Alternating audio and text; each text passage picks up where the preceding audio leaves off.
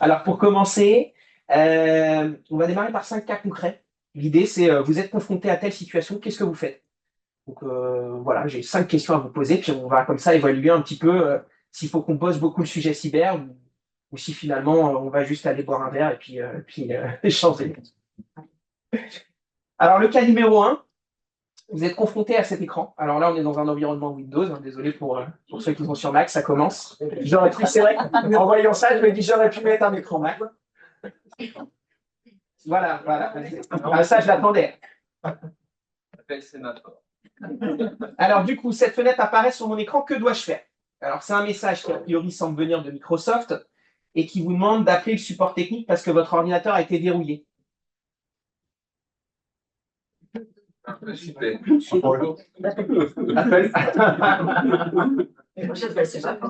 Alors, appeler sémaphore, c'est un très bon réflexe. Donc, moi, je valide. Alors, le problème, c'est qu'on a eu le cas de gens qui ont appelé sémaphore, mais avant d'appeler sémaphore, ils ont appelé ce numéro-là. Alors, le principe de ce numéro-là, c'est quoi? C'est qu'en fait, c'est pas un vrai virus, c'est pas un vrai blocage. Finalement, c'est plus, c'est ce qu'on appelle une alerte au faux support. Et donc, en fait, évidemment, le premier réflexe dans un cas comme ça, c'est d'appeler le numéro. Déjà, premier sujet. Ensuite, on éteint l'appareil, on le redémarre, on voit ce qui se passe. Et ensuite, on contacte sémaphore pour faire un check-up de la machine. Microsoft, il ne vous met pas de message en mode appelez-moi, ça n'existe pas. Ça, typiquement, c'est vraiment. Bon, c'est plutôt bien fait. Hein. Votre ordinateur a été verrouillé, on a l'écran bleu, ça prend en plus tout l'écran. Donc on se dit, bon, appelez Windows, mais non, Windows ne vous demandera jamais de l'appeler. Donc évidemment, on ne tombe pas dans le piège, on n'appelle pas le numéro indiqué, on éteint la machine. Et si on a ce genre de message, ça veut peut-être dire qu'on a, entre guillemets, potentiellement un souci sur l'ordinateur. Donc c'est bien de le faire checker par un technicien. Cas numéro 2, je vous ai mis la CEPAM. Petite dédicace, mail de la CEPAM. Ça, c'est pas sympa. Je reçois ce mail de la part de la CEPAM, que dois-je faire?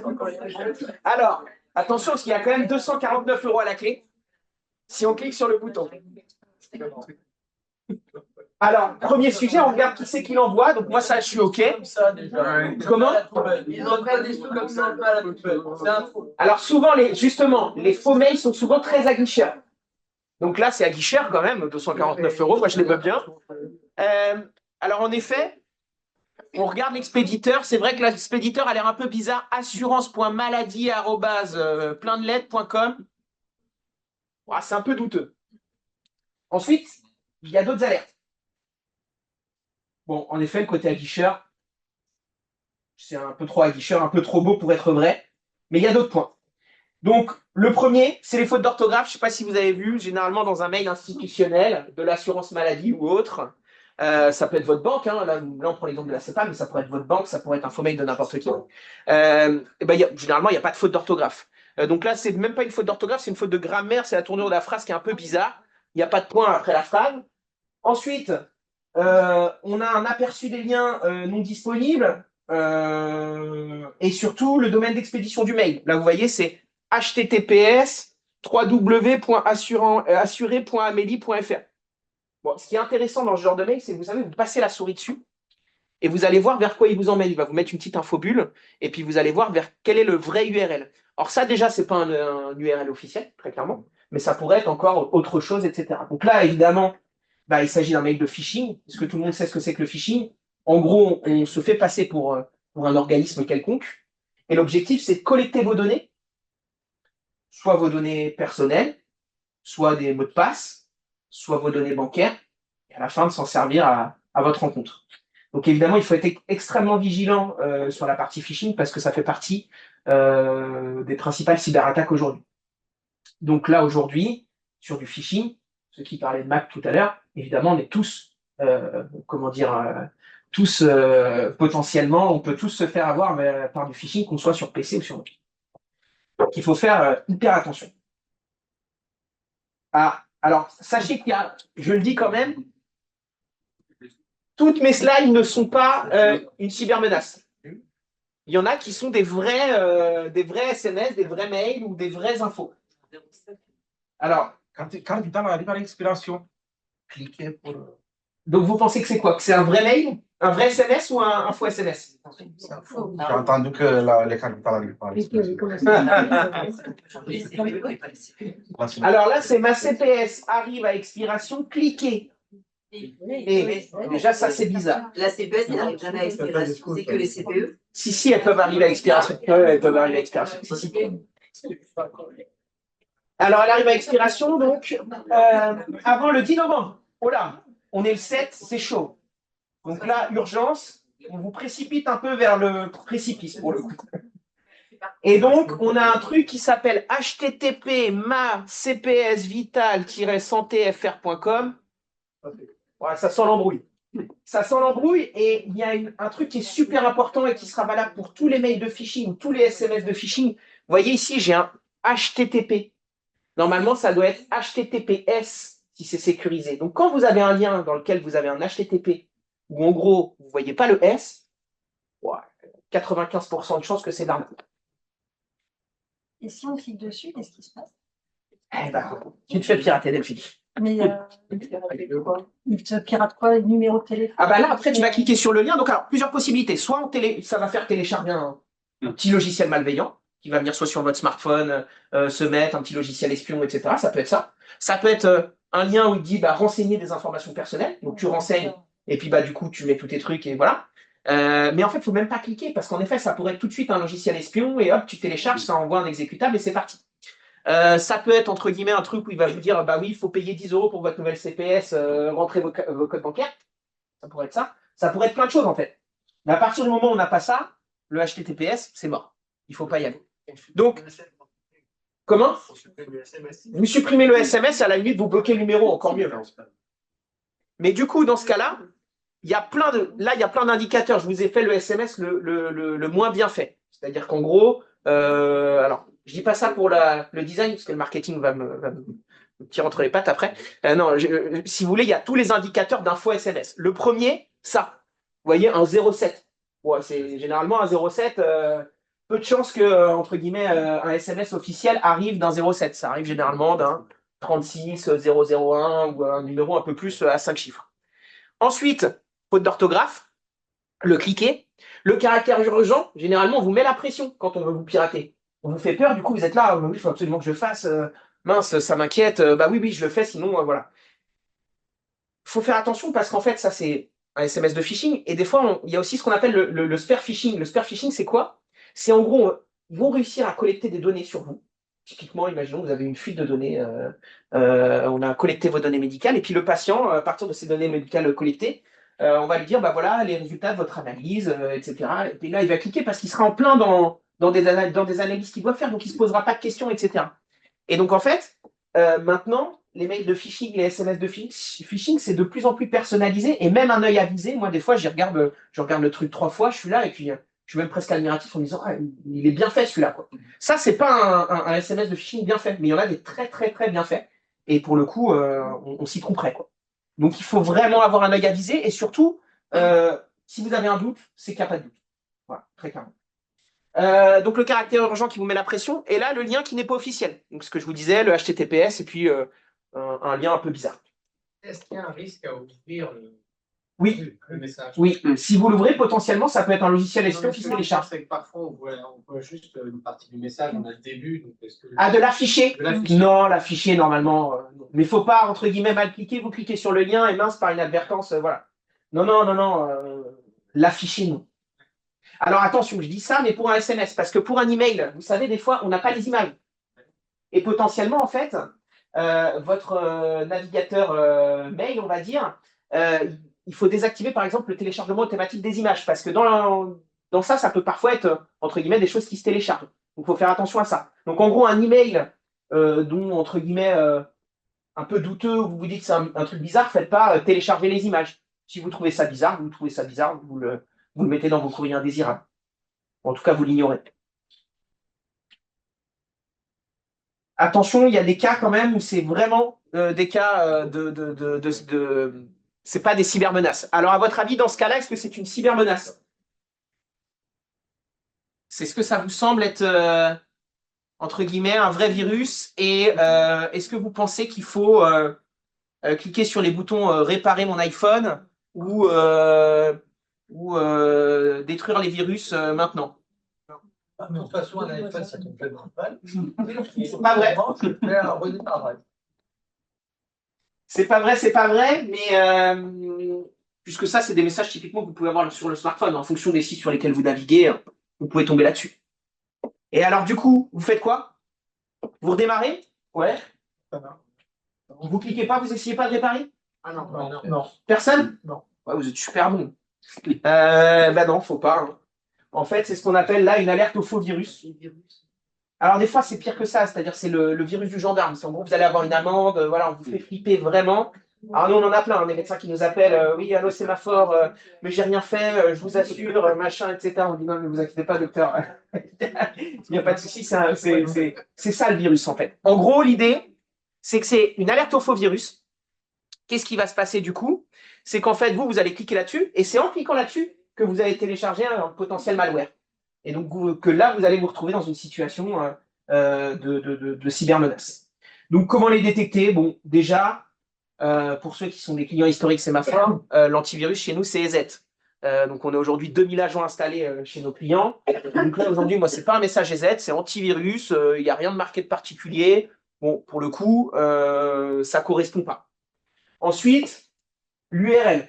L'URL, vous savez, c'est l'adresse apple-online-guard.com. Un Mac ou un iPhone, ça ne bug pas, c'est ça, hein, donc du coup, pas besoin de Apple Online Guard. Non, non, je plaisante, mais du coup, bah, là, pareil, c'est pas une adresse officielle d'un antivirus. Et le message est en rouge vif et souvent avec un design un petit peu très flippant, alarmant, un peu dans des designs à l'ancienne. Et donc, bah, là, évidemment, là encore, c'est une alerte au faux virus. Je suis dans le train. À quel réseau je me connecte?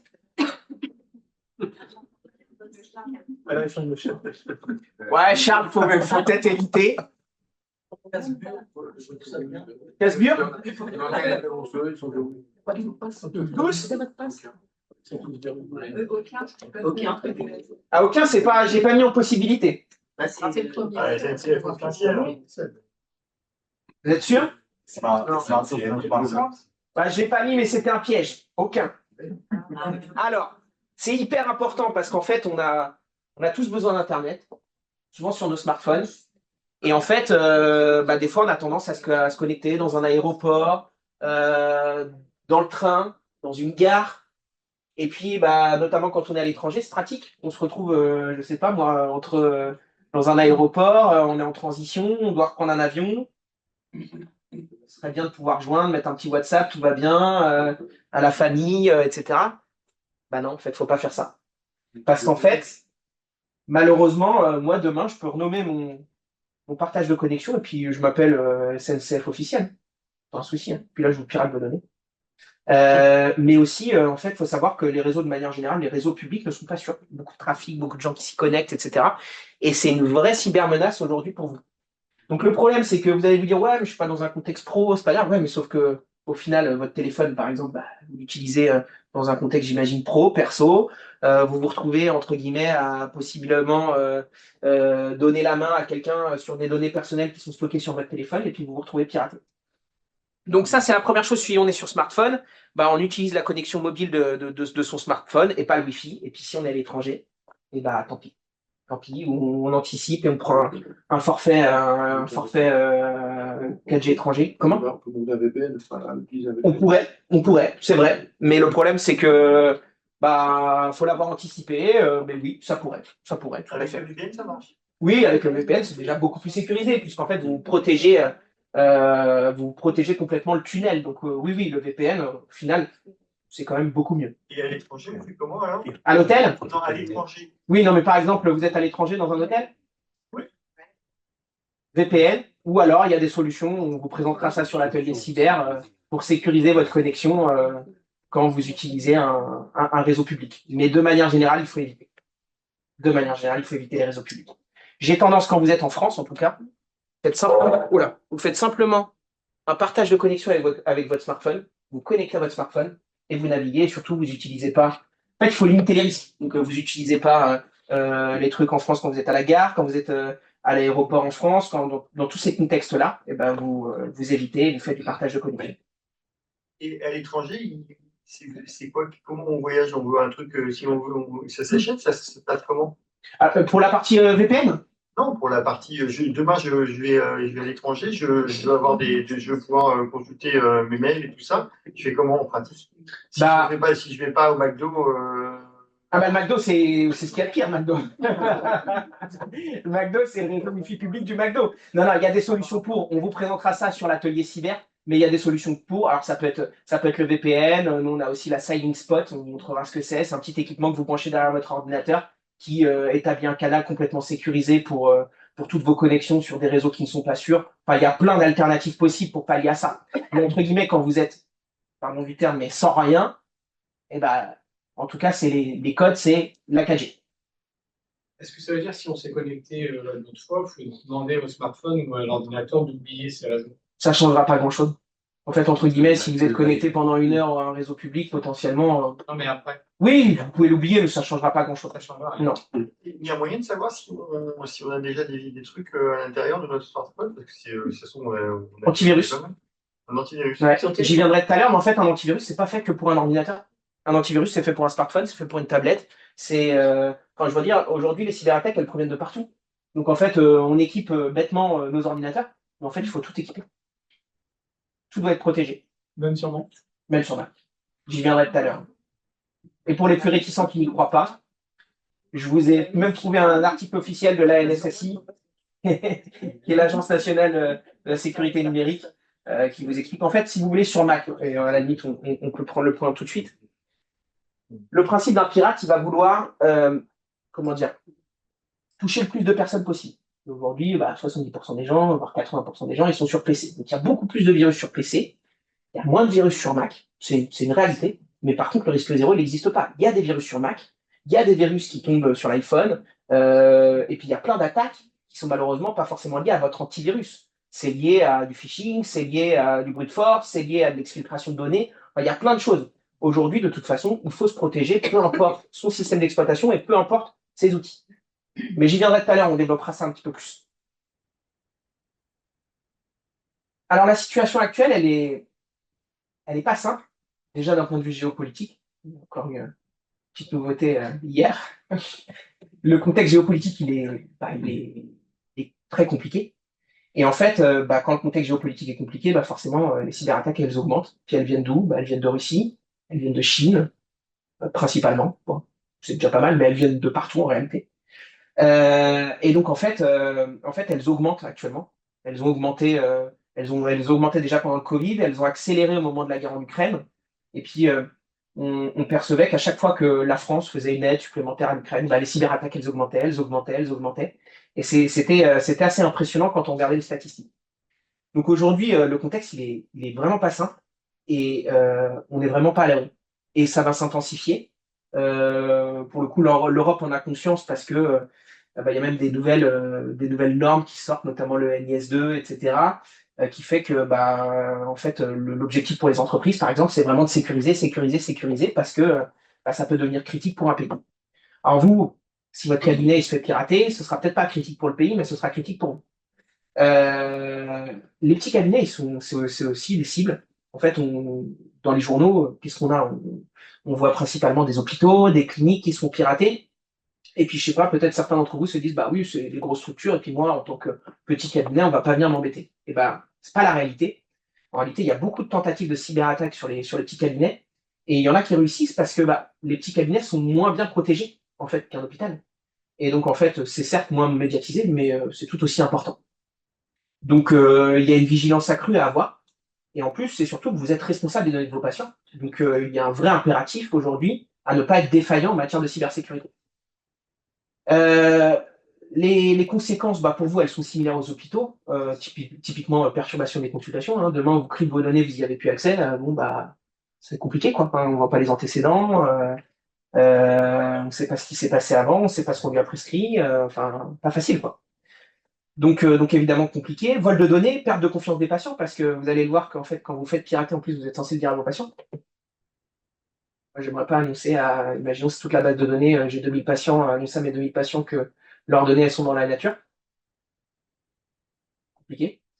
Et donc, c'est évidemment un risque à prendre au sérieux, puisque la cybersécurité doit devenir une priorité, et quelle que soit la taille de votre structure, que vous soyez un centre de santé, une maison de santé, un cabinet médical, un médecin tout seul, peu importe, ça doit être un sujet qui doit être pris à bras-le-corps.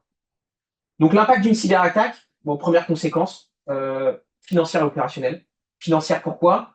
Parce que déjà, je vais vous donner le principe du crypto-locker, le virus qui va crypter vos données, et puis ensuite, il va vous demander une rançon. C'est comme un kidnapping de vos données. Ça fait partie des cybermenaces les plus importantes dans les cabinets médicaux. Qu'est-ce qui se passe? En fait, le hacker va crypter vos données. Et puis ensuite, vous allez avoir un petit fichier à côté, puis ils vont vous dire, voilà, ça c'est mes coordonnées, et puis maintenant tu m'envoies les sous. Sinon, tu ne récupères jamais tes données. Donc, comme les kidnappings dans le film, la police dit la même chose, il ne faut pas payer la rançon. Maintenant, quand on n'a pas ces données, on ne sait pas trop quoi faire. Et on est un peu mis devant le fait accompli. Donc l'idée, c'est que décrypter des données, c'est très complexe. C'est généralement très bien fait. Et en fait, là, si demain ça vous arrive, priez pour avoir une bonne sauvegarde. Très bonne sauvegarde. Parce qu'en fait, ce qui peut se passer parfois, c'est qu'en fait, les cryptolockers, ils vont par étapes. Ils mettent des fois plusieurs jours à crypter les données. Et donc, en fait, des fois, vous sauvegardez des données qui commencent déjà à être cryptées, qui commencent déjà à être infectées. Donc, du coup, il faut une bonne sauvegarde, et surtout une sauvegarde qui a ce qu'on appelle, nous, de la rétention. Ça veut dire de pouvoir récupérer ces données aussi 15 jours avant, 3 semaines avant, 45 jours avant. Et donc ça, c'est hyper important, la sauvegarde. Alors, là, c'est le sujet primordial. C'est-à-dire que c'est le dernier rempart quand vous avez tout perdu. Voilà. Au-delà des pertes financières que ça peut infliger à votre cabinet d'un point de vue impact de la cyberattaque, il y a les amendes potentielles. Je n'ai pas énormément d'exemples de médecins qui ont pris 4% d'amende de leur chiffre d'affaires, mais il y a eu bonjour. Il y a eu un article qui est paru, je ne sais plus, en 2022, de 2 médecins qui se sont fait sanctionner parce qu'en fait, ils s'étaient fait pirater leurs données. Enfin, ils ne se sont pas fait sanctionner parce qu'ils se sont fait pirater leurs données, mais parce qu'en fait, ils n'avaient pas du tout sécurisé leur cabinet. Et qu'au final, leur cabinet, c'est une vraie passoire. Et donc, du coup, ils n'ont pas eu 4% de leur chiffre d'affaires, mais ils ont eu une amende assez significative. Parce qu'en plus, entre guillemets, c'est un peu la double peine, quoi. Non seulement vous faites pirater vos données, puis en plus, derrière, vous avez la CNIL qui vient vous chercher, puis qui vous dit, voilà, vous payez une amende parce que vous n'avez pas fait le taf. Perte d'accès aux données patients. Alors, la perte de données, elle peut être temporaire, ça c'est dans le meilleur des cas, et puis elle peut être aussi irrévocable. Alors, moi, je suis content, en 18 ans, on n'a jamais perdu de données, mais voilà. J'espère que ça ne nous arrivera jamais. Je parle pour nos clients.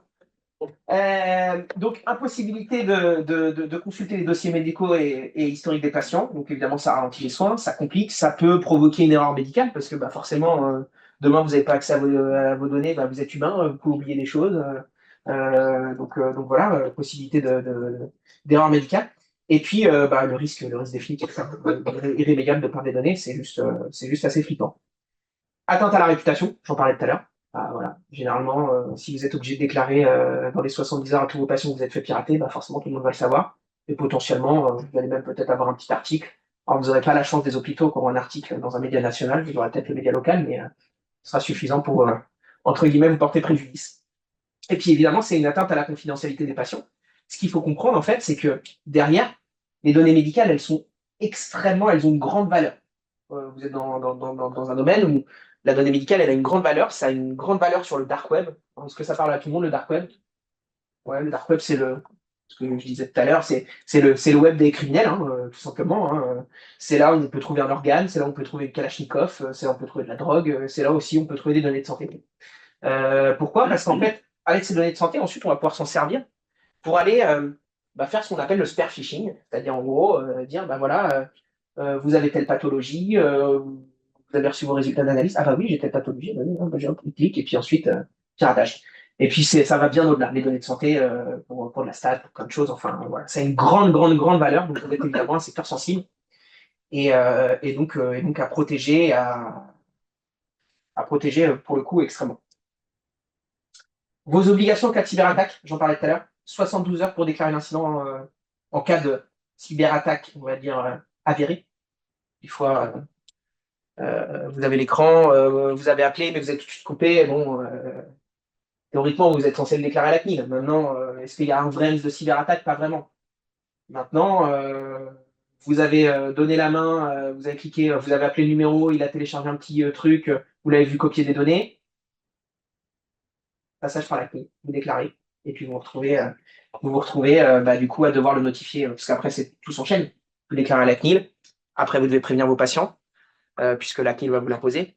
Ensuite, vous allez devoir documenter l'incident. Donc là, notre rôle en tant que prestataire de vous accompagner là-dedans, mais si on peut éviter, c'est pas mal. Ce serait une mauvaise expérience pour vous et pour nous. Et puis ensuite, vous devrez renforcer la sécurité du cabinet que vous auriez dû faire en fait au démarrage. Donc voilà. Et attention, là aujourd'hui, moi je suis vraiment, je vais vous sensibiliser surtout sur les réflexes plus que sur les outils. C'est vraiment parce qu'en fait, vous allez le voir, et je crois que c'est la slide d'après d'ailleurs. Ah non, c'est la slide encore après. Mais la première faille, c'est les 3 menaces principales. Donc le phishing, on en a parlé tout à l'heure, c'est vraiment prépondérant. Les ransomware, donc ce que je disais, tout ce qui est cryptage des données et puis demande de rançon. Et aussi l'exfiltration de données, voilà, c'est tout simplement, on se connecte, on installe un petit truc et puis on copie vos données. On copie vos données, on les réutilise. Donc désolé de vous pointer du doigt, mais la première faille, c'est vous tous. C'est nous tous, c'est les utilisateurs, c'est les gens qui utilisent les outils au quotidien. Et on aura beau mettre, entre guillemets, tous les outils possibles et imaginables, si vous n'avez pas les bons réflexes, vous pouvez vous faire cyberattaquer. Donc, je vais vous donner quelques réflexes de base.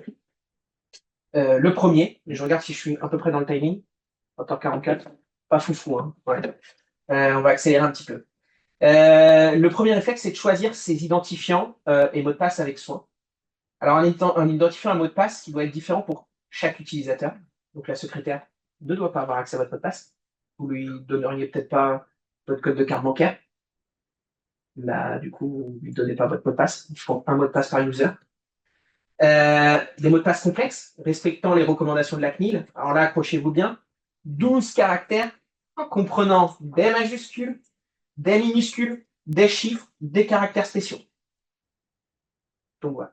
Et évidemment, différent entre chaque site et logiciel, sinon ce serait trop facile, et stocké dans un espace sûr. Alors, un espace sûr, c'est quoi? Ouais, le petit carnet, non, pas vraiment. Non. Alors, en 18 ans, j'en ai vu des choses. J'ai vu les codes de carte CPS sur l'écran, j'ai vu le mot de passe sous la souris, j'en ai vu des trucs comme ça. Donc ça, évidemment, c'est pas sécure. Le bloc-notes à côté, c'est un peu moins pire, mais c'est pas terrible. Le bloc-notes sur le bureau, bon, alors là, c'est open bar. Le mec, le premier pirate qui vient sur votre truc, qui a marqué mot de passe sur le bureau de l'ordinateur, voilà, c'est bon, il se régale, et puis là, il est parti partout. Hein. Bon, voilà. Il y a des outils pour ça. Ça s'appelle les gestionnaires de mots de passe. Et ça vous permet aussi de vous faciliter la vie parce que vous avez un mot de passe compliqué à retenir et les autres sont gérés dans le gestionnaire. Donc j'y reviendrai tout à l'heure, mais ça, c'est un vrai outil à mettre en place. Il y en a des gratuits, il y en a des payants. Je pense qu'avec un gratuit, en plus, vous pouvez avoir quelque chose qui fonctionne. Bien évidemment, ceux qui sont payants sont plus puissants et plus performants. J'ai voulu vous mettre ça, je trouvais ça sympa. Si vous avez en gros vos mots de passe qui sont les codes à 4 chiffres de vos CPS dans X logiciels, dites-vous bien que ça, le pirate, alors pas avec un gros outil, hein, un outil qu'il trouve facilement, il n'a pas besoin d'aller sur le dark web, instantanément, il a votre mot de passe. Instantanément, il a votre mot de passe. Par contre, si vous suivez les recommandations de la CNIL, on est pas mal tranquille parce qu'on n'est pas à 25 secondes, on est là. Oh là. Alors, ça me permet de vous montrer l'écran tactile. C'est beau quand même. 34 000 ans. On est pas mal. Parce que là, à part, on sera soit décédés, soit des robots. Je sais pas. Donc voilà. Donc évidemment, ça montre à quel point c'est important d'avoir un mot de passe complexe. En gros, impossible de se faire. Alors, sur une typologie de cyberattaque, je ne vous ai pas parlé du brute force. Le brute force, le pirate, qu'est-ce qu'il fait? Il tente des mots de passe, il tente des mots de passe, il tente des mots de passe, jusqu'à ce qu'il le trouve. Et en gros, c'est des logiciels qui font ça. Donc ça vous protège si vous avez un mot de passe complexe, ça vous enlève et ça vous protège des attaques brute force. Mais ça ne vous protège pas du phishing, ça ne vous protège pas de plein d'autres choses. Ça vous protège d'une typologie d'attaque. Mettez à jour régulièrement votre environnement de travail. Alors, tout votre matériel est concerné, je le disais tout à l'heure, ordinateur, serveur, smartphone, objets connectés. Souvent, les virus, ils viennent beaucoup des appareils médicaux connectés. Surtout, n'oubliez rien, système d'exploitation, antivirus, logiciel métier, tout. Alors, pour Windows, à titre d'info, Windows 10 s'arrêtera, ça veut dire en gros, quand je dis s'arrêtera, c'est le support Windows 10 s'arrêtera. Donc, ça veut dire qu'à partir d'octobre 2025, je crois que ça doit être le 10 octobre 2025, il n'y aura plus de nouvelles mises à jour. Les nouvelles mises à jour du système d'exploitation, elles servent à quoi? Elles servent tout simplement en fait, les pirates développent des nouvelles menaces et en face, les systèmes d'exploitation les corrigent. C'est tout simplement ça. Donc, Windows 10 s'arrêtera en octobre 2025 et sur macOS, eh ben, sachez que par exemple, macOS 12, bah, le support s'est arrêté en septembre 2024. Ça veut dire que les gens qui sont sur macOS 12 aujourd'hui sont vulnérables à des cyberattaques, puisqu'en fait, toutes les nouvelles menaces qui arrivent, il n'y a pas de mise à jour effectuée par macOS. Donc ça, c'est valable vraiment, peu importe l'environnement. Gérez convenablement votre réseau. Donc, maîtrisez les utilisateurs et les intervenants sur votre réseau. Je ne sais pas, demain, s'il y a quelqu'un qui vient pour, vous êtes spécialiste, vous avez un échographe ou un équipement quelconque, bah, en effet, il va falloir qu'il intervienne sur votre réseau, mais si vous ne le connaissez pas, ça va marcher bien, faites attention. Un intervenant sémaphore, encore pire. Non, je peux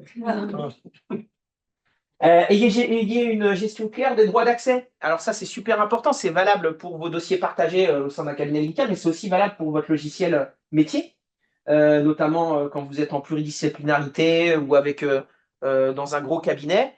Bah, en effet, les logiciels métiers aujourd'hui et tous ceux que je vous ai cités tout à l'heure et tous ceux que vous avez permettent de faire de la gestion de droit, de dire bah, par exemple, je ne veux pas que la secrétaire ait accès à mes consultations ou je ne veux pas qu'elle ait accès à mes recettes. Enfin voilà, ça se gère ça. Par exemple, moi aujourd'hui, je ne laisse pas, Delphine, on ne laisse pas à disposition les salaires de tous les salariés à disposition de tout le monde. C'est logique, il faut protéger son réseau, protéger les accès.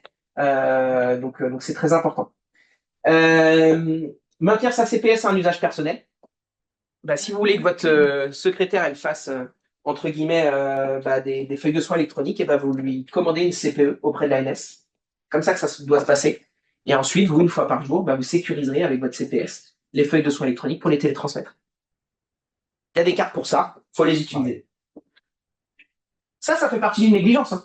Ne pas utiliser de CPE ou donner sa CPS à sa secrétaire, c'est une négligence. En matière de cyber, c'est une négligence. Effectuer des sauvegardes régulières. Donc, c'est valable pour les gens qui sont sur un logiciel, on va dire, installé sur la machine, mais aussi pour les gens qui sont sur des logiciels en ligne. Pourquoi? Parce que quand on a un logiciel en ligne, souvent on stocke des données quand même, qui ne sont pas forcément dans le logiciel. Évidemment, il faut faire des sauvegardes. Moi, à titre d'info, j'ai perdu une fois, un mois, des photos de mes enfants. Je peux vous dire, aujourd'hui, j'ai 4 sauvegardes. Ceinture et bretelles, je suis sûr que je perdrai rien. Donc voilà, pourquoi? Parce que ma sauvegarde externalisée n'avait pas fonctionné. C'était pas un truc, c'est ma force, c'était un truc à peine.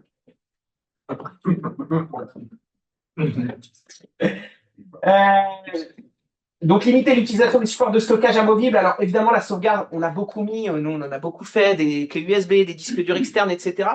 Moi, le premier truc qui me gêne là-dedans, c'est que vous êtes dans le site de la sauvegarde. Ça veut dire qu'en gros, il faut que vous pensiez à prendre le disque dur, à le sortir du cabinet, à le mettre dans le sac. Mais dans le sac, il faut bien le mettre, le protéger, qu'il ne se casse pas, etc. pour être sûr que la sauvegarde, elle fonctionne bien. Le problème de ce que je vois je vais moins dans les cabinets depuis quelques temps, mais ce que j'ai vu pendant une quinzaine d'années, c'est ouais, moi ma sauvegarde, je la fais nickel. Hein. Bon, c'est sur le disque dur, là. Le disque dur, vous l'emmenez? Bah non, je l'emmène pas. Je le laisse au cabinet. Bah oui, du coup, incendie, le disque dur il part avec, vol, le disque dur il part avec, donc du coup, ça sert à rien, quoi. Donc voilà, et puis en plus, généralement, quand le disque dur est connecté tout le temps, le CryptoLocker qui est en train de crypter vos données, et il va crypter aussi les données du disque dur, tant qu'à faire, et puis vous vous retrouvez voilà, dans un truc qui ne sert strictement à rien. Oui. Est-ce que vous avez essayé le Qubit? Qubit?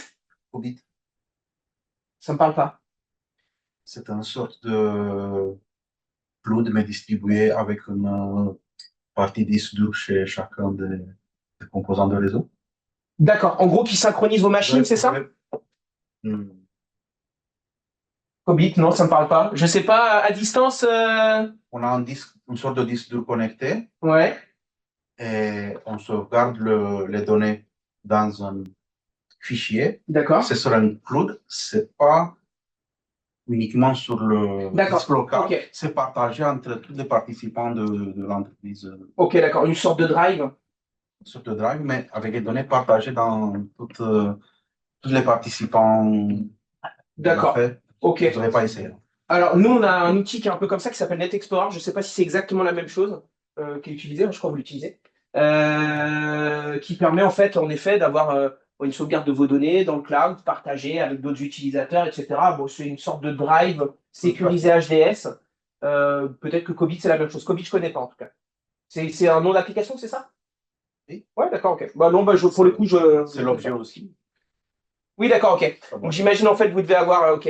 Je vois, vous devez avoir en fait une espèce de NAS ou un disque dur directement dans votre cabinet qui se synchronise aussi sur un cloud. Et donc vous avez les données, non? Non. Chacun de ceux qui payent une Oui. boîte qui a un Oui. disque dur de stockage Oui, dedans, oui, met les données pas sur le disque local, d'accord. mais chiffrées et partagées dans tous les participants Ok. de cette affaire. Ok, d'accord. Ok. Moi, je regarderai, mais pour le coup, je ne connais Le pas. cloud est privé.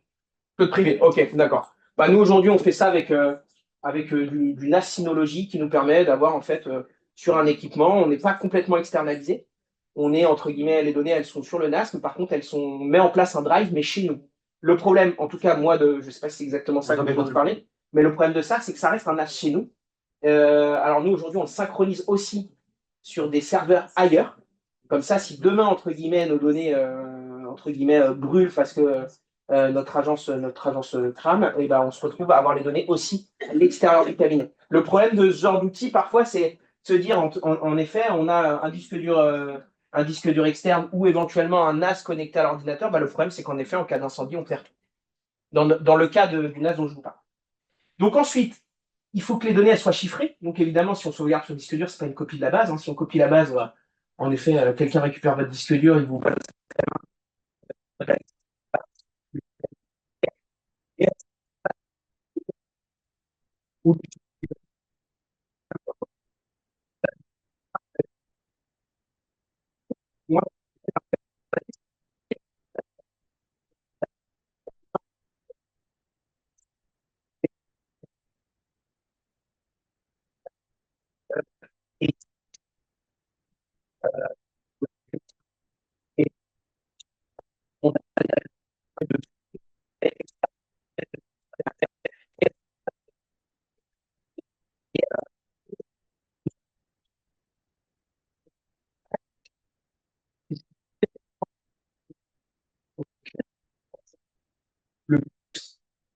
c'est de pas laisser l'accès. Et puis c'est même à la limite de ne pas avoir de Wi-Fi. Voilà. Pas de Wi-Fi, c'est mieux. Donc privilégier les connexions filaires aux connexions Wi-Fi, ça c'est un fait. Et puis ensuite, si jamais vous avez entre guillemets le besoin de donner accès au Wi-Fi à vos patients, il faut créer ce qu'on appelle un hotspot sécurisé. Un hotspot sécurisé, c'est quoi? C'est finalement un Wi-Fi dédié pour vos patients qui, entre guillemets, ne peut pas altérer votre réseau. Donc ça, on fait ça facilement avec un firewall. Et donc le firewall permet de créer un réseau qui n'est pas le vôtre. Là, par exemple, si vous regardez les Wi-Fi sémaphores, et ben, vous allez tomber sur un sémaphore ou un cap séma et un invité. Et donc c'est sur l'invité que vous pouvez vous connecter, sur l'autre, vous ne pourrez jamais vous connecter. Mais je croyais qu'il y avait pas ce que Ouais, c'est ça. Ah, mais nous, on est prestataire informatique de confiance, docteur. En tout cas, moi, ce qui est sûr, c'est que même en tant que client, et même si je vous connais depuis 20 ans, et ben, entre guillemets, nous, on doit s'appliquer ces règles-là à nous, et ben, on ne vous donnera quand même pas l'accès à notre réseau Wi-Fi interne. On vous donnera toujours accès au Wi-Fi invité. Mais nous, on n'est pas vraiment public. Vous voyez, c'est encore un peu différent. Mais oui, évitez, évitez. Je suis assez d'accord avec ça. Contrôlez votre matériel. Prévoyez un verrouillage automatique de vos postes de travail. Alors ça, je suis sûr que, allez, 3 quarts d'entre vous ne le faites pas. Si. Bah, en gros, si demain, vous partez, je ne sais pas moi, voir discuter avec la secrétaire ou prendre un café avec un collègue. Partez. Et que, je ne sais pas, moi, il peut y avoir potentiellement la femme de ménage qui est là en train de faire le ménage. Alors j'imagine qu'elle passe le soir, mais peu importe. Si vous ne verrouillez pas votre session, votre ordinateur il est en clair. On peut aller consulter les données du patient. Tiens, j'ai envie d'aller voir, je ne sais pas moi, je suis dans une petite commune, à Donlou, par exemple. Je me dis, j'irais bien voir le dossier médical du maire. Tiens, voilà, regardez. Ok, il y a ça. Enfin, des fois, la curiosité, voilà. Et au final, vous êtes en faute parce que quelque part, vous avez laissé votre ordinateur ouvert. Donc en fait, vous partez, prendre un café pendant 10 minutes, et vous verrouillez votre session. Comme ça veut dire que, entre guillemets, personne ne peut travailler dessus, il faudra ressaisir le mot de passe. Donc, Si vous faites à distance, est-ce que ça va vous bloquer? Tout dépend de l'outil que vous utilisez. Vous utilisez quoi? TeamViewer? Oui. Je sais pas. Je sais pas, mais je sais pas où est Anthony. Du coup, mon ordinateur est allumé, j'ai pas. Comment? L'ordinateur est allumé, la femme de ménage, je peux passer. Je pense que TeamViewer, non, si vous avez verrouillé votre session, votre ordinateur est en veille, anonymat, donc non, vous ne pouvez pas ouvrir TeamViewer. Il y a d'autres outils. Et comment on verrouille alors? Comment on verrouille? Alors oui, très important. Alors ça, c'est sur Mac. Alors moi, je le fais moins souvent, je ne suis pas sur Mac, mais contrôle commande Q sur Mac pour verrouiller votre session. Et sur PC, c'est Windows L. Il n'y a pas qu'on fasse un mot de passe. Le problème, c'est que ça fait beaucoup de mots de passe. Ah, Le problème, c'est que enfin, des fois, on arrive, il faut déverrouiller l'ordinateur. Et après, il faut mettre les mots de passe encore du logiciel.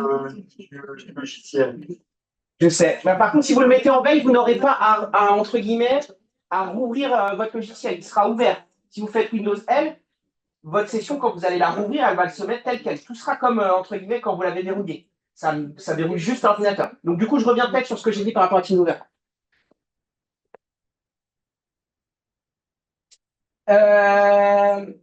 Séparer les usages personnels et professionnels. Donc ça, évidemment, l'enfant qui vient sur l'ordinateur de papa ou de maman, ça, faut éviter, quoi. Surtout si c'est un ordinateur de travail. Parce que les enfants, je crois que c'est ce qu'il y a de pire pour vous verrouiller l'ordinateur. Ils vont aller sur des sites, machin, etc. Ils vont faire n'importe quoi. Alors là, vous êtes foutus. Donc voilà, des sites de jeux, des sites, peu importe. Mais en tout cas, là, si vous avez de la donnée médicale dessus, bon, ça, c'est vraiment un suicide en termes de cyberattaque. C'est vraiment voilà, le bâton pour se faire battre. Soyez vigilants aussi sur la connexion de vos supports externes au cabinet. Donc, évidemment, une clé USB. Si votre patient il arrive, ah, docteur, je suis nouveau patient, je vous ramène ma clé USB. Il ne faut pas la lire. Si vous devez la lire, à minima, s'il vous plaît. Vous savez, le petit truc qui s'affiche, votre antivirus de faire une analyse, laissez-le faire, fermez pas, quoi. On ne se retrouve pas, entre guillemets, il faut qu'au moins l'antivirus analyse la clé USB. C'est le minimum. Et c'est vraiment le minimum syndical. Voilà, et il y a le DMP pour ça. Mais bon, il y a la théorie et la pratique.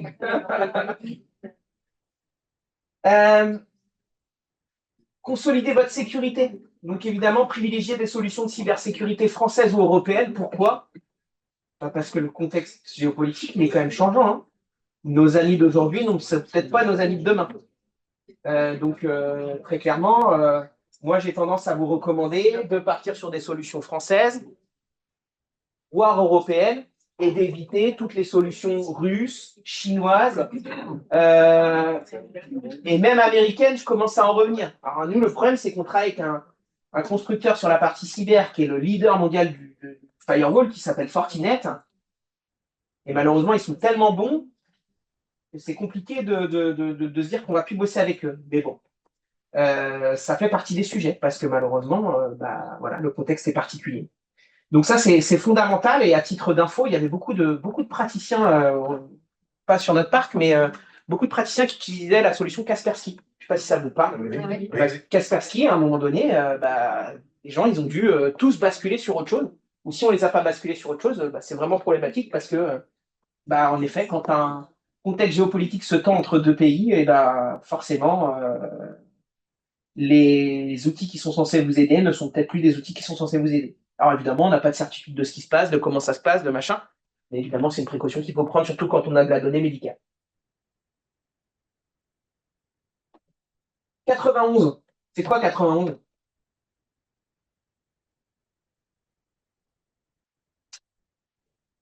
Personne ne sait. Non, en même temps, j'en avais déjà fait une, ils n'avaient pas trouvé non plus. 91% des cyberattaques proviennent de vos emails ou démarrent par un email. Donc dites-vous bien que la messagerie, c'est gros sujet. Hein. Je vous redonne les codes, vérifiez la cohérence entre l'expéditeur, ce que vous avez en haut, et le contenu du message. N'ouvrez pas les pièces jointes expéditeur. Passez votre souris sur le lien, comme je vous ai dit tout à l'heure, pour voir vraiment où ça vous mène. Si ça vous mène sur un lien HTTP, c'est que vous êtes sûr que c'est une potentielle cyberattaque. Si c'est en HTTPS, c'est moins sûr, mais ça ne veut pas dire qu'il n'y en a pas. Ne répondez pas par mail à une demande d'informations personnelles ou confidentielles. Donc voilà, généralement, Votre banque, elle vous demande pas, elle vous envoie pas un mail pour dire, redonnez-moi votre mot de passe, hein, ça n'existe pas, ça. Désactiver l'ouverture automatique des documents téléchargés. Donc ça, si vous ne savez pas comment faire, vous pouvez nous appeler. Lancer une analyse quand vous avez un doute, une analyse antivirus. Et surtout, vous savez, les chaînes qui disent ouais, il y a le nouveau virus, on l'a vu sur Ouest France, etc. C'est pas des vraies chaînes, c'est pas des vraies infos, en fait. Ce qu'ils veulent, c'est collecter des adresses email, ça fait des chaînes, et puis ensuite ils collectent de plus en plus d'adresses, et puis ensuite c'est comme ça qu'ils vous piratent. Donc, évidemment, quand vous recevez un mail, ouais, voilà, on l'a vu. Alors, généralement,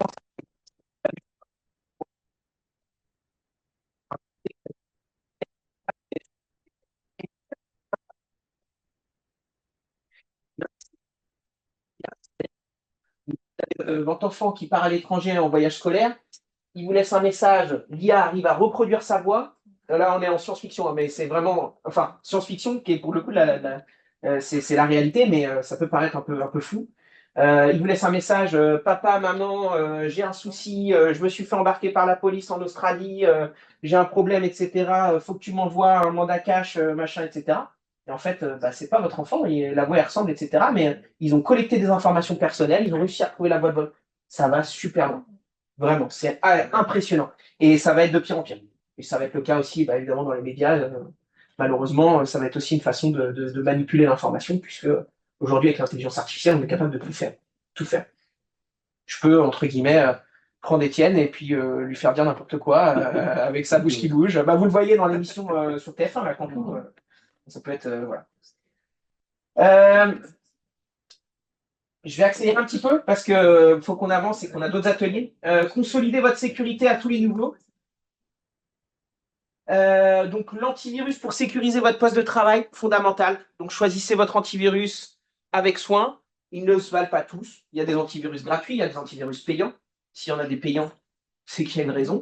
Voilà, c'est qu'ils sont mieux, ils sont plus complets. Et surtout, les antivirus payants, et notamment celui que nous on propose, c'est un antivirus qui est monitoré. Ça veut dire qu'en fait, c'est pas simplement un antivirus, c'est un antivirus sur lequel mes techniciens peuvent agir en cas de cyberattaque, en temps réel. Parce qu'en fait, on a entre guillemets le listing de toutes nos machines. Évidemment, vous avez toute la confidentialité qui va bien, etc.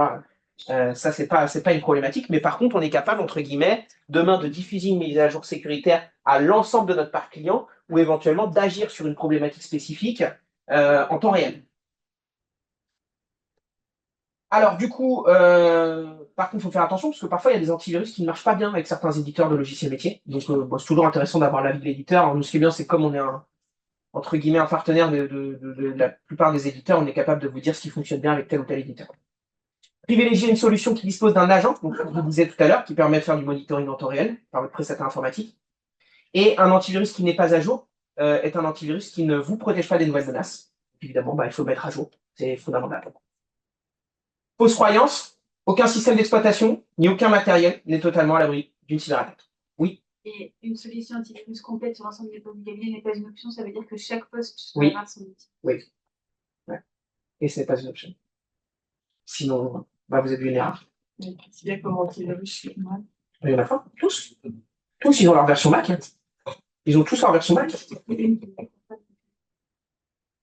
Il faut faire attention. Si vous voulez, il y a des solutions antivirus qui sont très bien, mais qui sont très intrusives, qui ralentissent la machine. Puis vous vous retrouvez avec un ministre de la gaz. Je sais pas si vous avez connu Norton, mais à l'époque, Norton, c'était ça. Vous aviez un antivirus, ça vous étiez protégé. Hein. Alors, c'était un truc de fou. Quoi. Alors, au-delà de l'antivirus, il y a le pare-feu. En fait, l'antivirus, il va combattre le virus une fois qu'il est arrivé sur votre machine. Quelque part, il peut peut-être être bloqué avant. Et en fait, c'est le rôle du pare-feu. Le pare-feu, c'est la porte blindée à l'entrée de la maison qui va, entre guillemets, empêcher les menaces d'arriver. Donc en fait, en gros, l'antivirus, il combat le virus sur votre machine quand il est arrivé. Et le pare-feu doit empêcher le virus d'arriver. Sauf que vous allez me dire, bah, du coup, si on a un pare-feu, on n'a pas besoin d'antivirus. Bah, malheureusement, non, parce que le pare-feu n'est pas infaillible et l'antivirus n'est pas infaillible. Donc les deux sont complémentaires. Fausse croyance, utiliser un logiciel en ligne ne vous protège pas des cyberattaques. Pourquoi? Parce que bah, si quelqu'un a mis un logiciel espion sur votre machine, vous êtes dans une situation où de toute façon, le logiciel il est là, vos mots de passe vont être compromis, et puis il accédera à vos données parce qu'il a récupéré votre mot de passe. Très important, solution de filtrage de mail. Donc aujourd'hui, sur la partie MS Santé, il n'y a pas de sujet sécurisé, si vous utilisez bien MS Santé. Malheureusement, je suis encore allé chez un spé et je ne donnerai pas son nom, pas un client. Mais en effet, je pense que vous utilisez encore beaucoup des mails traditionnels. Euh, et en fait, évidemment, je vous encourage à utiliser la MS Santé, mais pour vos correspondances avec vos comptables, avec vos partenaires autres que médicaux, vous avez évidemment une autre adresse, j'imagine, que vous utilisez. Et donc, cette adresse, ça peut être pas mal qu'elle soit protégée par une solution de filtrage de mail. Alors, ces solutions-là, elles font quoi? Déjà, généralement, avec ces solutions, on vous propose un système où vous avez un arrobase cabinet médical je sais pas moi, de dinar.com, par exemple. Où vous allez avoir en fait un nom de domaine spécifique pour vous. Et derrière, qu'est-ce qu'il va faire? Il va bloquer un certain nombre d'attaques. Il va vous protéger par 100% encore une fois du phishing, tout ce qui va être du coup hameçonnage quand j'en parlais tout à l'heure, du spear phishing, le phishing très personnalisé dans lequel on a collecté au préalable des données personnelles. Et puis, il va aussi potentiellement vous protéger des ransomware, des cryptolockers, parce que souvent, les ransomware, donc vous savez, quand on crypte vos données, ils sont téléchargés à partir du mail. Donc, on pense cliquer sur une pièce jointe, et en fait, la pièce jointe est un petit programme qui va venir télécharger le ransomware. Alors, comment ça fonctionne, ces solutions de filtrage? Déjà, en fait, ils ont des listes blanches, des listes noires. En gros, tous les mails qui sont catégorisés liste noire, vous ne les recevrez jamais, ils seront bloqués parce qu'ils ont été catégorisés comme soit du spam, soit des mails qui sont potentiellement en capacité de vous infecter. Ensuite, là, c'est l'intelligence artificielle qui travaille. On fait ce qu'on appelle de l'analyse heuristique. En gros, on analyse l'entête, le corps de mail, les caractéristiques des spams. Et donc, tout ça, une fois qu'il va l'avoir identifié, il va dire: ah, ça, c'est un mail bizarre, je le blacklist.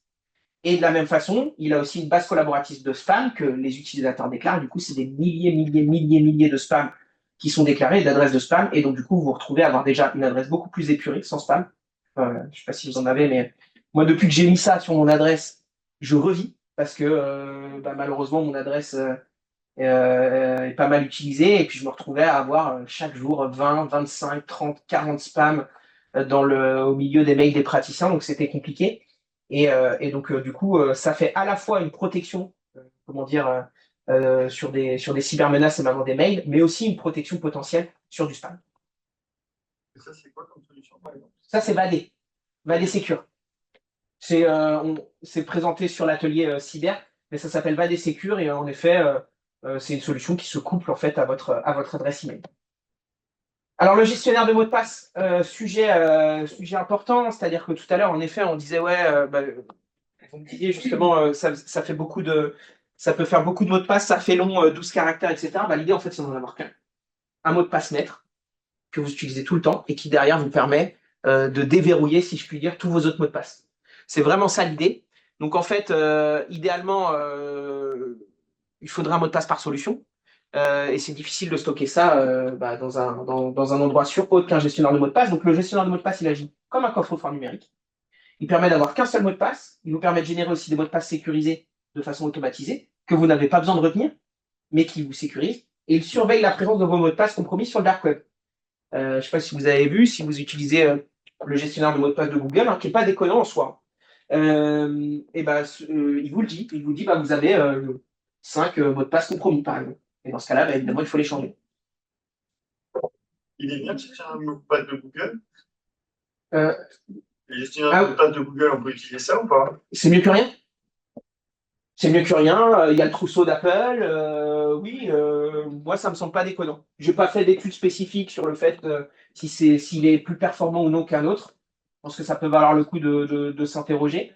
Mais en tout cas, il fait le taf. C'est mieux que de ne pas en avoir. Donc, voilà. Ensuite, vous avez KeePass, qui est pas mal. J'aurais pu vous dire le nom d'un autre, mais il y a eu des soucis récemment justement en matière de cyber sur cet outil. Mais KeePass, par exemple, c'est un outil gratuit qui peut tout à fait faire le taf aussi. Et puis ensuite, il y a le trousseau Apple. Qui a posé le problème?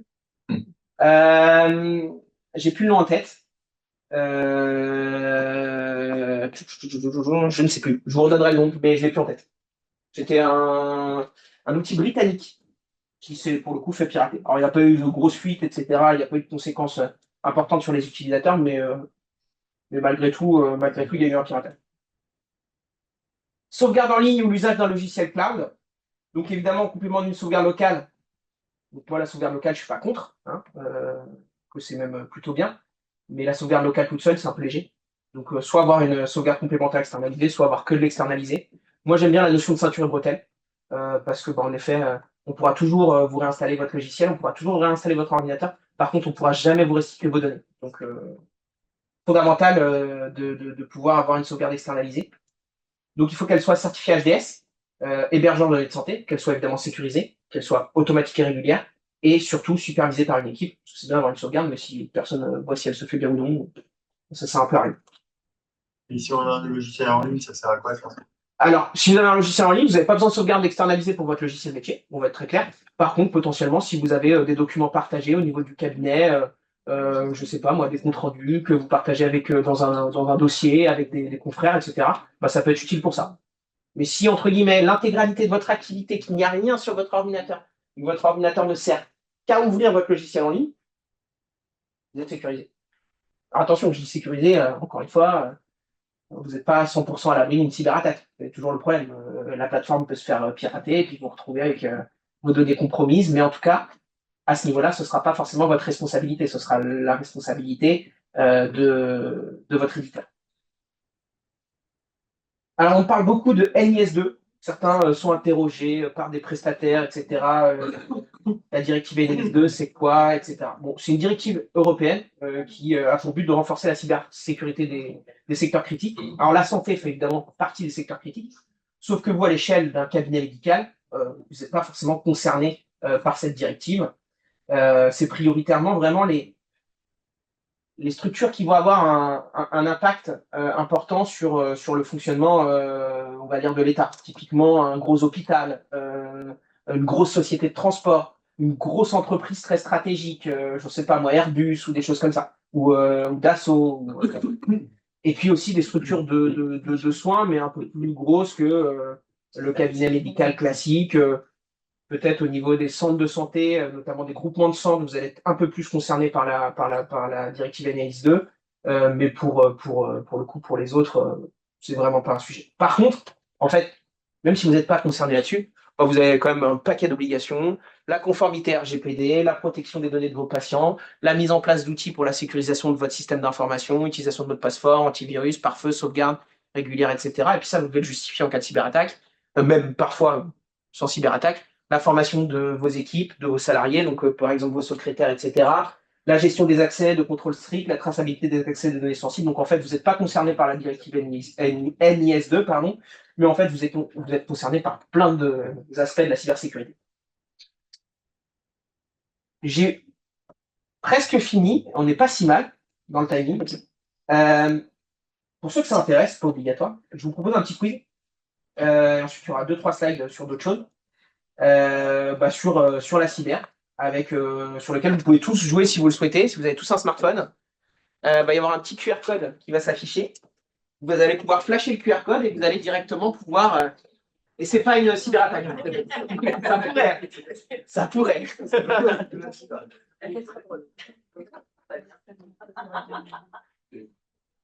Ça va charger, vous allez avoir un QR code qui va se mettre. Vous me dites s'il n'est pas assez gros, si vous arrivez tous à l'avoir ou pas?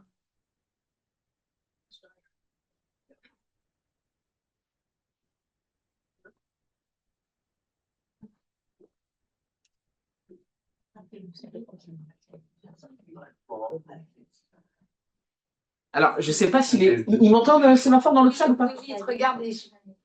D'accord. Parce que pour le coup, Limitation. bon, ils n'ont pas le droit de gagner. Hein.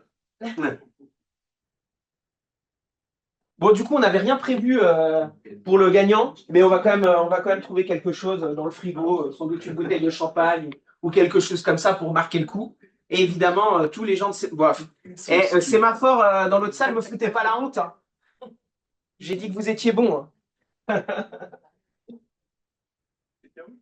Non, je vais être embêtant, Mégane, mais il ne faut pas qu'il joue. Sinon, ça ne sert à rien, je vais avoir un podium avec cœur de cabinet. Vous me dites, hein, quand vous êtes prêts, quand tout le monde a pu se connecter.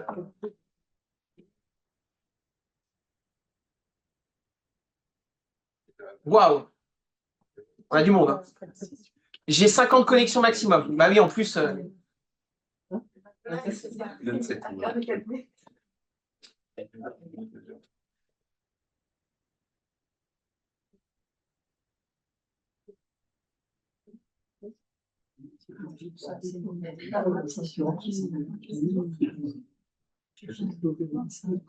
S'enlève de l'autre côté.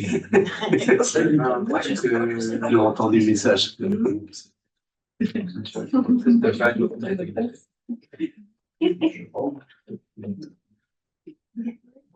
Est-ce que quelqu'un n'a pas réussi à se connecter? Dans ceux qui veulent se connecter? Mégane, est-ce que tu peux filer un coup de main à ceux qui n'arrivent pas? Ou après, c'est pas obligatoire, hein, ceux qui n'ont pas. Voilà. Il est là? Il est là. Thomas Fatom est là. Super. Un de ses représentants. Juste attendre. Oui. On est bon. Là. On va y avoir 3 piles. Allez, on est parti?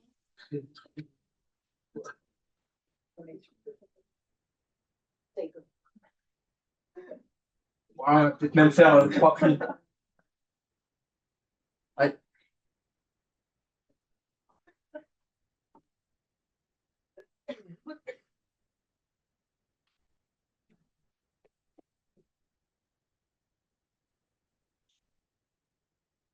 Alors, combien de caractères minimum faut-il pour un mot de passe de nos jours? 6, 8, 12, 16. Vous faites la couleur avec le petit symbole qui va bien.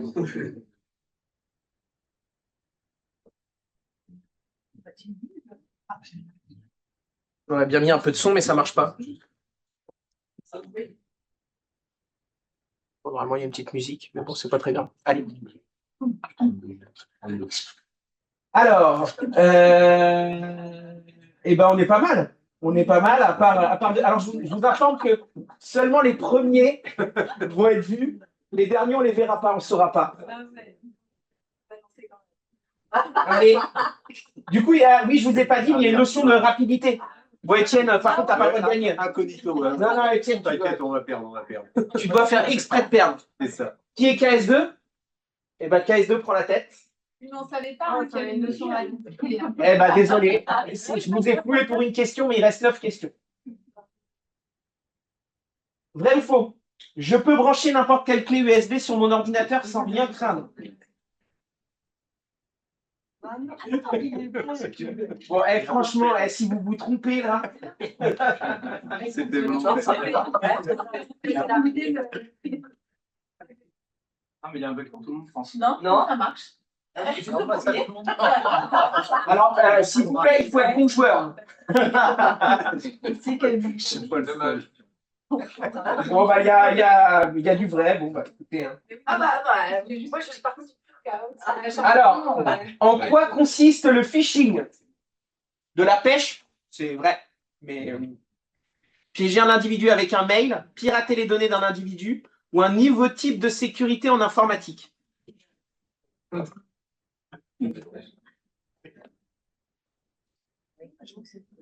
Ok, on est pas mal. Qui est l'acteur de cabinet? Ok. Bon, on fera un prix spécial CPAM, hein, parce que pareil, c'est pas trop du jeu quand même. En tant que DNS, bon. Allez, c'est parti, on enchaîne. Et puis, un DNS qui a que les CPAM, c'est. Hacker de cabinet, toi, c'est hacker de cabinet. Non. Faut-il mettre à jour régulièrement son ordinateur ainsi que ses logiciels? Non, absolument. Alors, il y a une petite nuance, parce que des fois, il y a des OS qui sortent et qui ne sont pas tout à fait prêts. Mais oui, il faut les. J'avais donné la réponse. Je peux citer quelqu'un qui est présent, mais ne donne pas de nom parce qu'on est là. Il ne faut pas donner de nom. Allez, tout le monde a bon, super. Ah, c'est toi, on va pas marquer la deuxième. Hacker de cabinet, suivi de très près par KS. Qui est KS? Bravo, bah il casse en fait. Oui, bravo, bravo. Et suivi de très très près par Philippe. Comment savoir que mon ordinateur est infecté par un logiciel espion? J'en ai pas parlé.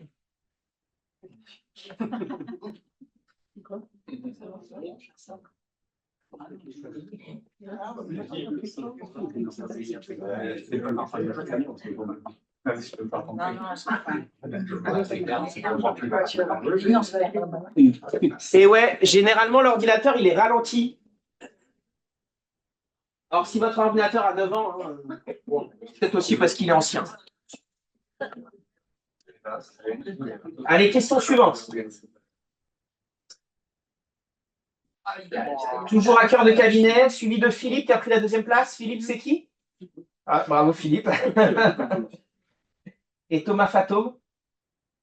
Ah, C'est facile à faire. ouais, content de vous rencontrer en personne.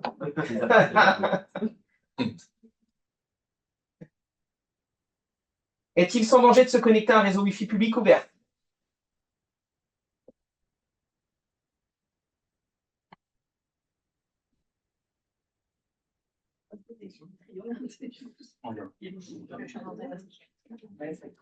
Ok.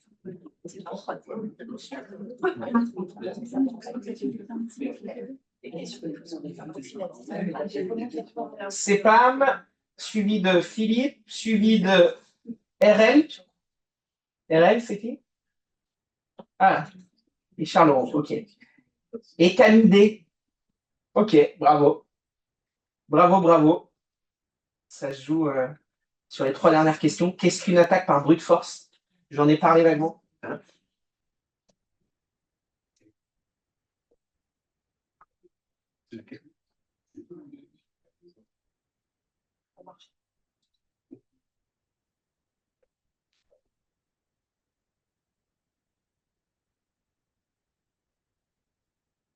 Alors, moi, il y a une petite musique. C'est ça. On essaie des millions de combinaisons jusqu'à obtenir la bonne.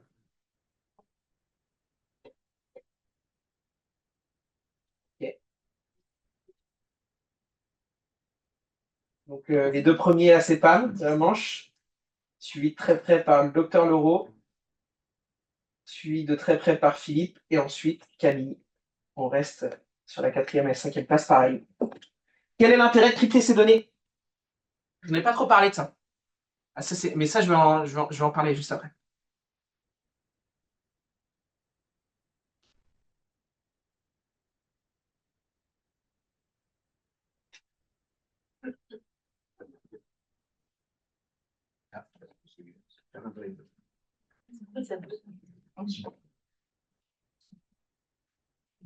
Bravo. C'est l'idée. Alors, quand je parlais des périphériques, j'ai parlé des disques durs tout à l'heure, mais en réalité, les smartphones doivent être cryptés potentiellement, ça peut être pas mal. Un ordinateur portable, on se fait voler. Ben, moi, demain, mon ordinateur portable, si on me le vole, eh ben, personne ne pourra accéder à mes données. Donc, du coup, personne ne pourra accéder à vos données aussi. Parce qu'en fait, ben, mon ordinateur, il est complètement inaccessible parce que mes données sont cryptées.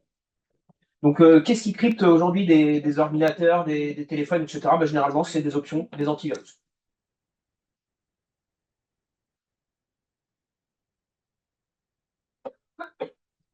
Toujours les mêmes 5 premiers. Faut-il appeler le numéro proposé par un faux support technique? Bah oui.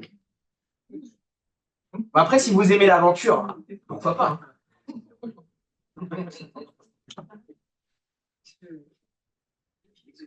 Non mais sachez que c'est un stress.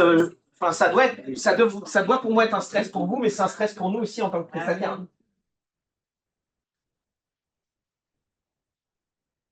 Oui.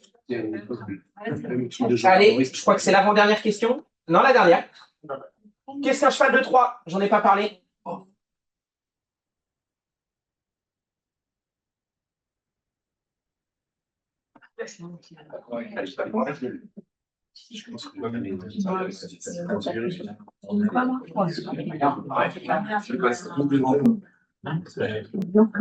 Ah, pas mal. Bravo. Alors, merci en tout cas d'avoir joué le jeu pour ce quiz. Toujours plus sympa d'avoir un truc avec de l'interaction. Et le grand 3e position, Philippe. 2e position, Thomas Fato. Et en première position, hackers de cabinet, et je pense que doivent suivre le docteur Leroux et Camille, je pense, en 4e et 5e position. Je ne sais pas si je peux voir.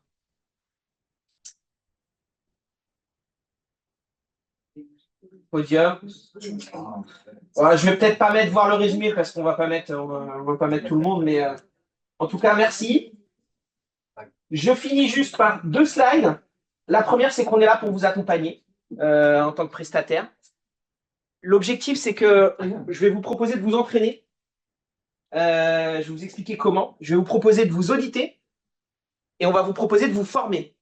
Alors, comment le premier point, c'est qu'en fait, si ça vous intéresse, on va mettre à disposition, là, pendant un mois, pour que vous puissiez vous entraîner, voilà, on vous offre ça, une solution qui va vous permettre de, sur votre smartphone, de lire des petits tutos, c'est hyper didactique, c'est hyper simple, etc. Et de vous faire des petits quiz. Et en plus, si vous êtes dans un même cabinet, vous pouvez même vous faire des duels. Donc, c'est plutôt un truc assez didactique, on va dire. Et donc, si vous êtes intéressé par ça, il faudra juste nous laisser vos mails. Pourquoi? Parce que c'est un coût pour nous de vous mettre ça à disposition. Et donc, l'idée, c'est que si vous n'avez pas envie de l'utiliser, voilà, ne donnez pas votre mail. Par contre, si ça vous intéresse, sur le stand sécurité, pour le coup, on vous met à disposition cette application pendant un mois. Et dans cette application, on vous fera aussi 2 mails de phishing, test de faux phishing. Et on verra si vous tombez dans le panneau. Donc, l'idée, c'est vraiment de tester un petit peu vos réflexes, puisque ça a été une grosse partie de la présentation. On vous audite. Donc ça, c'est, si vous voulez, c'est pour nous un enjeu hyper crucial, la sécurité de nos cabinets informatiques, parce qu'évidemment, si demain vous faites cyberattaquer, un peu de répercussions sur notre travail. Nous, on est là pour que vous ayez un informatique serein. Donc du coup, on vous propose de vous auditer gratuitement, de faire un point un petit peu sur ce qui se passe. Et moi, je suis un peu dans le principe du Covid. Vous avez un doute, et vous testez. Là, c'est le même principe. Vous avez un doute sur votre cybersécurité, je pense que vous en avez tous. Et vous vous auditez. Donc voilà, on va analyser les risques, on va évaluer la conformité, on va faire des recos, et puis on va vous transmettre un rapport d'audit. Dernier point, si vous souhaitez faire former ceux qui sont dans des maisons de santé, des centres de santé, des gros cabinets, vous avez des collègues, etc., ou dans des cabinets de spé, si vous voulez faire former vos collègues, vos secrétaires, etc., sachez qu'on est Calliope, on peut refaire une formation du type ce qu'on a fait ce soir, une formation plus avancée, beaucoup plus technique, une formation beaucoup plus light, parce que voilà, on est capable de s'adapter un petit peu à tous les besoins. Et puis c'est des choses qu'on peut faire au sein de votre cabinet, directement avec mes équipes. Et puis, pourquoi c'est utile? Parce que si vous êtes bien éduqué, si je puis dire, en matière de cybersécurité, ça va renforcer la sécurité de votre cabinet. Et puis, vous aurez forcément un informatique plus serein. Il ne faut pas se dire que ça n'arrive qu'aux autres. J'enchaîne sur les ateliers. Donc là, l'idée